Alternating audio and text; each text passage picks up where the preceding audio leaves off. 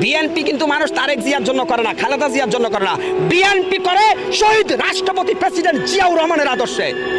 জিয়াউর রহমানের অবদানকে যারা অস্বীকার করবে তারা স্বাধীনতায় বিশ্বাসী না, শুধুমাত্র প্যাসিস্ট খুনি হাসিনা জিয়াউর রহমানকে খুনি বলছে। কিন্তু জিয়াউর রহমান এদেশে সর্বপ্রথম খাল খনন করেছেন, জিয়াউর রহমান ইরাক ইরানের যুদ্ধ বন্ধ করেছেন, জিয়াউর রহমান সৌদিতে নিম গাছ যেটা জিয়া গাছ হিসেবে পরিচিত সেটা রোপণ করেছেন। জিয়াউর রহমান ছিলেন এদেশের কৃষক শ্রমিক মেহনতি মজলুম জনতার মুক্তির মহানায়ক। জিয়াউর রহমানকে যারা খাটো করে তারা সত্যিকার অর্থে দেশদ্রোহী। শহীদ রাষ্ট্রপতি জিয়াউর রহমান সৈনিক হিসাবে বাংলাদেশ সেনাবাহিনীর গর্ব। শহীদ রাষ্ট্রপতি জিয়াউর রহমান যুদ্ধ করেছেন ময়দানে, বঙ্গবন্ধু 7 মার্চে ভাষণ দিয়েছেন, উনার ডাকে মানুষ ঐক্যবদ্ধ হয়েছে, আর মাঠ পর্যায়ে যুদ্ধ করেছে জিয়াউর রহমান। অতএব স্যালুট শহীদ রাষ্ট্রপতি জিয়াউর রহমানকে। জিয়াউর রহমানকে যারা নিয়ে যারা কটূক্তি করেন তারা এই দেশের রাষ্ট্রদ্রোহী শয়তান। বিশেষ করে শুনেন, রাজনীতিতে একটু ভুল বুঝাবুঝি থাকে।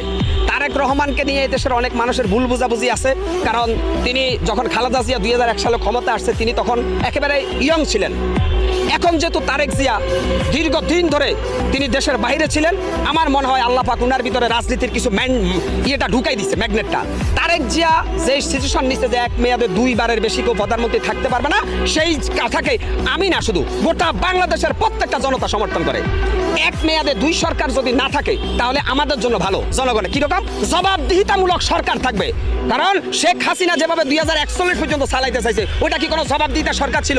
তো তারেক রহমান যে ঘোষণা দিয়েছেন যে এক মেয়াদে কেউ 2 বারের বেশি প্রধানমন্ত্রী হতে পারবে না, তাহলে বিএনপির ভিতরে যারা বেশি সন্ত্রাসী, ভটপাদার, ভূমিদস্যুকারী, ওরা কিন্তু মনে রাখবে যে আমরা কিন্তু 10 বছর পরে হলেও জনতার আদালতে হিসাব দেবো। অতএব এখানে আর বেশি ক্ষমতার অপব্যবহার করার সুযোগ নাই, বুঝছেন? তারেক জিয়ার এই কথাটা আমি সমর্থন করি। আর একটা জিনিস হচ্ছে, তারেক রহমানকে এদেশের মানুষ যারা তরুণ আছে তারা এখন ভোট দিতে মুখিয়ে আছে একটা কারণে, কারণ আমরা তারুণ্যের নেতৃত্ব এখন দেখতে চাই, তারুণ্যে। আর এখানে ছাত্র বৈষম্য বিরোধী ছাত্র আন্দোলনের যে সমন্বয়ক সাজ্জিল, হাসানত আব্দুল্লাহ, উনারা দেশপ্রেমিক, জনতার পক্ষে লড়াই করছে, উনারা রাজনীতিবিদ নয়।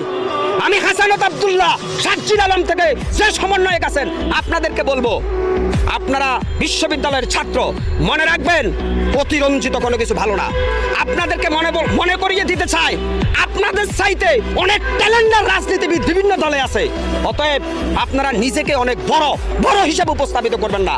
মনে রাখবেন আপনারা ছাত্র আন্দোলন করেছেন, জনগণের বাবা পাইছেন, কিন্তু আপনারা অতিরঞ্জিত কথা বলবেন না। বেশি অতিরঞ্জিত কথা বললে আপনারাও সময়ের সাথে সাথে বিতর্কিত হয়ে যাবেন।